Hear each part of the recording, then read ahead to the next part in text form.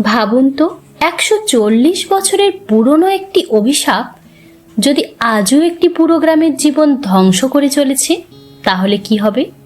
এই অভিশাপের নাম তাওয়াই। গল্পের শুরু হয় সেতুপুর গ্রামে। গ্রামের সবাই বিশ্বাস করে আকসা তার সৌভাগ্যের প্রতীক, আর তার বড় বোন দাক্ষা তাকে মনে করে অশুভ।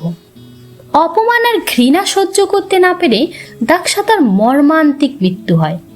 কিন্তু সেখানেই শেষ নয়। তার মৃত্যুর পর থেকে গ্রামের উপর নেমে আসে এক ভয়ঙ্কর অভিশাপ। বহু বছর পরে জমিদার পরিবারের বড় ছেলে পরমেন্দ্র জানতে পারে এই অভিশাপের আসল কারণ তারই পূর্বপুরুষদের পাপ। লোভ, অত্যাচার আর অন্যায়ের ফলে অলক্ষীর অশুভ শক্তি পুরো গ্রামকে গ্রাস করেছে। অন্যদিকে পরমেন্দ্রের ভাই যতীন্দ্র একটি অভিশপ্ত গুপ্তধন এবং রহস্যময় মুকুটের লোভে পড়ে। মুকুটটি পরার পর ধীরে ধীরে সে নিজের মানবিকতা হারিয়ে ফেলে। এক ভয়ঙ্কর অশুভ শক্তির নিয়ন্ত্রণে চলে যায়। তার লোভের কারণে গ্রামের অবস্থা আরো ভয়াবহ হয়ে ওঠে।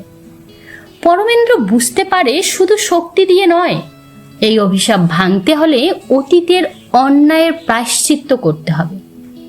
সে দাক্ষা তার মৃত্যুর রহস্য উদ্ঘাটন করে এবং আচার্যের নির্দেশে পবিত্র আচার সম্পন্ন করার সিদ্ধান্ত নেয়।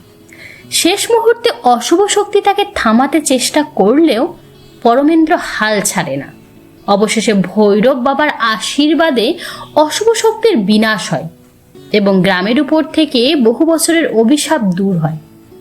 কিন্তু সিনেমার শেষ দৃশ্যে দেখা যায় দাক্ষা আবারও এক মৃত শিশুকে জীবিত করে তোলে। তাহলে কি সত্যি সব শেষ, নাকি আরো বড় কোনো অশুভ শক্তি ফিরে আসতে চলেছে? সেই প্রশ্নের উত্তর ভবিষ্যতের জন্য রেখে দিয়ে সিনেমাটির সমাপ্তি ঘটে।